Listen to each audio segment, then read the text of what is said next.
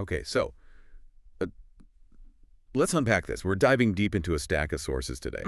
Specifically, it's a series of recent newsletters from Professor Joseph X. Enne, all from June 2025. That's right. And he's been exploring a really fundamental question, hasn't he? Like, what truly drives breakthrough innovation? Yeah, and building something meaningful, especially, when things get tough. When you're facing those headwinds, it's clearly about more than just having a good idea or even getting the funding. Absolutely. Professor N gets right to the heart of it. He's looking at the core drivers. The mindsets. The mindsets, exactly. And the Yeah. practices that seem to make the difference, between just having a vision and actually bringing it to life. And crucially, keeping it going over time. Sustaining that effort, yeah.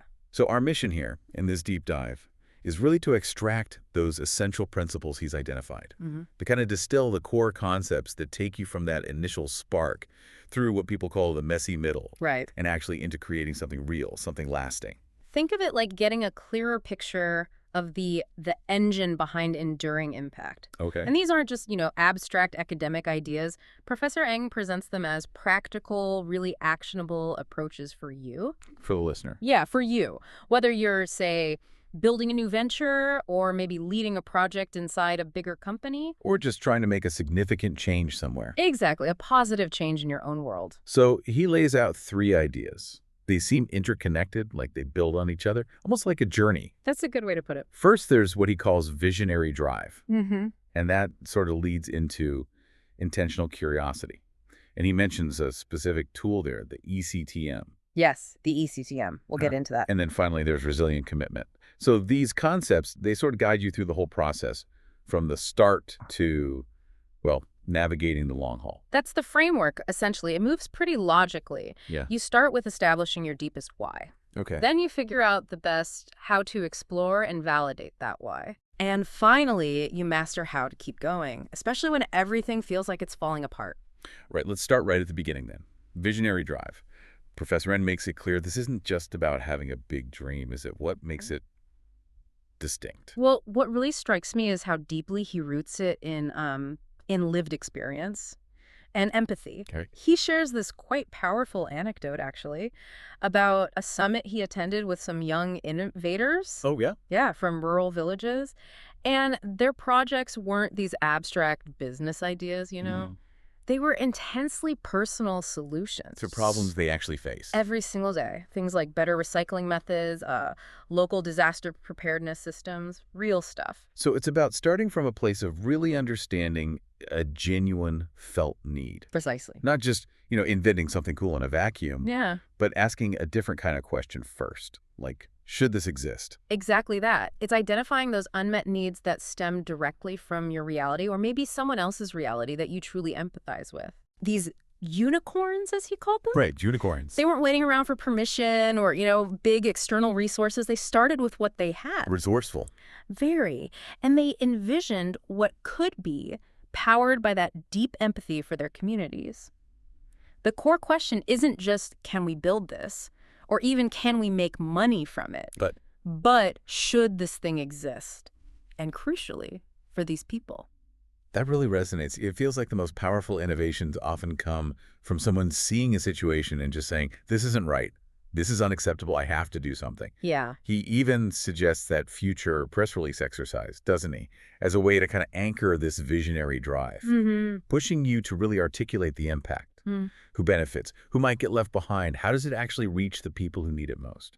That exercise is brilliant because it forces you to think beyond just the technical solution or the product itself. Right, beyond the thing. And focus purely on the tangible impact. It's really the embodiment of his formula. Dream times empathy times imagination. Dream X, empathy X, imagination. Got it. Okay, so you've got that powerful visionary drive, that deep why that fuels you. Right. But a compelling why, well, it won't build the thing on its own, will it? Yeah. You still need to figure out the practical how and validate your ideas rigorously. Absolutely. And that's where intentional curiosity comes in, correct? Yeah, exactly. Curiosity is, of course, essential. But Professor Eng really emphasizes the intentional part. Okay, what does that mean? Intentional. It means it's not just sort of wandering around hoping to stumble onto something useful. It's a focused, deliberate search For what? for new knowledge, specifically aimed at uncovering deeper insights that are relevant to your vision. He uses Gartner's culture as an example, actually. Oh, yeah. How so? Well, they value intellectual curiosity and this no-limits mindset as a way to consistently challenge, conventional wisdom. Keep pushing. But he adds a caveat, doesn't he? The curiosity alone isn't quite enough in the world of building and innovation. What's the missing piece? Or the potential trap? He points to this concept of the local maximum. Local maximum. Okay. It's very easy, apparently, especially in the early stages, to find a solution that works pretty well, from your current viewpoint. Right, you get some early wins. Exactly. You optimize it, maybe you get some early success, and you feel like, okay, nailed it. But you've maybe only reached a local peak. The highest point in your back. The highest point in your immediate vicinity, yeah.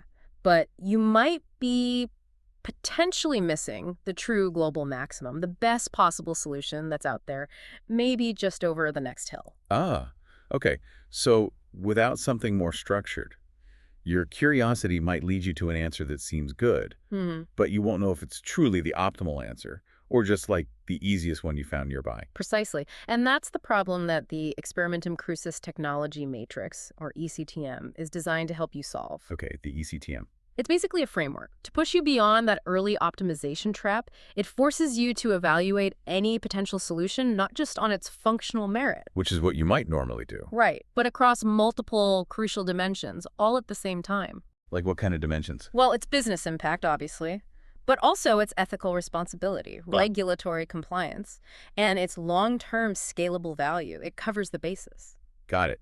So intentional curiosity gives you the energy and direction to explore possibility. Right, opens things up. And the ECTM acts as the structured filter to make sure those possibilities aren't just good enough, but are truly robust and reaching towards that bigger potential, that global maximum. That's the synergy, exactly. Curiosity opens up this vast landscape of potential solutions and approaches. The ECTM provides the critical lens to evaluate those options rigorously, making sure they're not just clever, but also, sustainable, ethical, compliant. And truly valuable at scale. Truly valuable at scale. It transforms that sort of undirected exploration into disciplined validation. Okay, so we've got the deep-seated why from visionary drive. Yeah.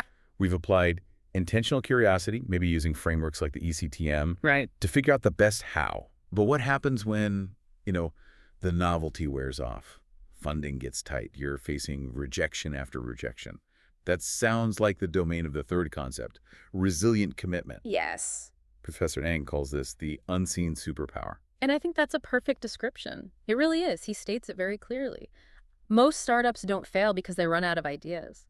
Or even money, initially. Really? Why then? They fail because the founder gives up. Ah. Resilient commitment is that quiet power, often uncelebrated. It's consistency, emotional durability, and just showing up day after day. Right. It's the engine behind those innovations that took years of grinding, not just months of hype. It's the work you do when nobody is watching, long after the launch party is like a distant memory. Exactly. And Professor Eng is careful here. He distinguishes this from just blind stubbornness. Okay, important distinction. It's intelligent persistence. You learn from feedback, you adapt, you pivot if needed, but you don't simply vanish at the first major obstacle. Right. And he doesn't sugarcoat the reality here. Rejection is the norm. That's sobering. It is. Most successful founders heard no dozens, maybe hundreds of times before they found a path forward. Wow. That's a tough truth, but an important one, I suppose. It makes sense then that he emphasizes emotional durability over just like emotional hype. Absolutely. The real progress, he argues, is made during those tedious phases, through the setbacks, often in the absence of external validation. When no one's cheering you on. Precisely. He saw this quiet strength in those young innovators at the summit he mentioned earlier. Back to the Junicorns. Their tenacity, their daily effort, their ability to get results even though they lacked fancy labs or, viral social media moments. He even connects it back to his own background, growing up in poverty, realizing survival wasn't about having some perfect plan, but about showing up day after day after day and just holding on to a flicker of hope. That quote he uses from A Bronx Tale really seems to nail this. Oh, yeah. It don't take much strength to pull a trigger. But try getting up every morning, day after day, and work for a living. The working man is the tough guy. That feels like a spirit of resilient commitment. It truly is. It captures that unassuming power of just daily effort, and he offers a very practical tool for cultivating this. Okay. What is A that? simple daily why ritual. Oh, tell us more about that. How does that work? He says he spends just a couple of minutes each morning asking himself 3 core questions. Okay, what are they? First, who am I truly building this for? Second, what would the cost of giving up be not just to me, but to them? Powerful. And third, what is one specific thing I can do today that genuinely honors this mission? Just one thing. That sounds incredibly grounding. Like it immediately pulls you back to the visionary drive, doesn't it? Mm. Especially when the day-to-day grind threatens to just overwhelm you. Precisely. It's designed specifically to keep the why front and center, louder than the doubt, louder than the fatigue. And he lists other helpful practices too. Things like focusing on tracking your effort rather than just the results.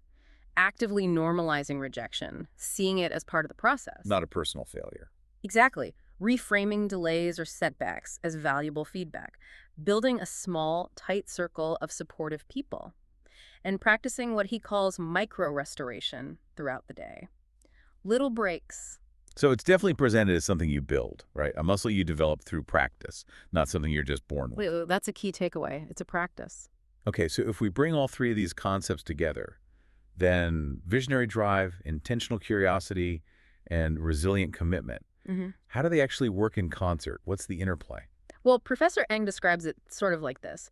Curiosity, especially when guided by frameworks like the ECTM, opens the doors. It helps you explore possibilities and understand how you might achieve your vision. Okay, opens the doors. Commitment is what actually walks you through those doors, day after day, especially when they feel heavy or maybe they seem stuck. Right, provides the follow-through. And all of it, the whole process, is continuously fueled and directed by that initial visionary drive, that deep, empathetic understanding of why this thing needs to exist in the first place. It's a powerful interplay then.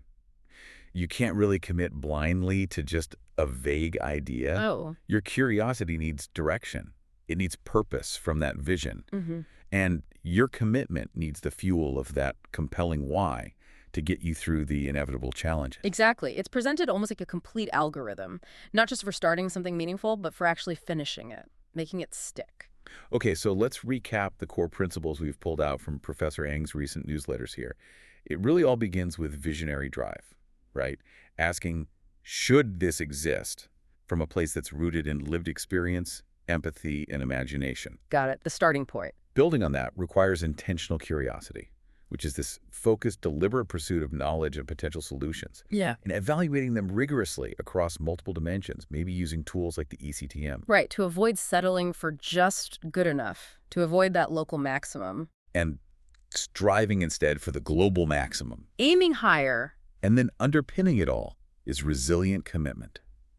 That quiet, intelligent persistence, emotional durability, and that disciplined daily effort, especially after the initial excitement inevitably fades. That's a great summary. And the truly empowering message here, I think, is that these aren't presented as like innate personality traits that only some people have. Yeah, that's key. There are practices, things that can be built, cultivated, and applied by you, regardless of what you're pursuing or, where you're starting from. Right.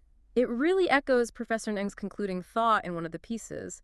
You don't need all the answers. You just need to keep going. That accessibility is so important. It's about the daily work, the mindset you cultivate, not some magic bullet. And thinking about that daily why ritual he suggested, or even just that initial should this exist question. Yeah. That leaves us with a final thought for you, the listener. As you apply these principles, visionary drive, intentional curiosity, resilient commitment to whatever it is you're building, consider not just what you are creating, but maybe also who you are becoming in the process. Ah, interesting angle. Yeah, how does the consistent daily practice of these principles shape the builder as much as the building itself? What hidden strength, what maybe unseen capability are you cultivating just by showing up today and doing the work?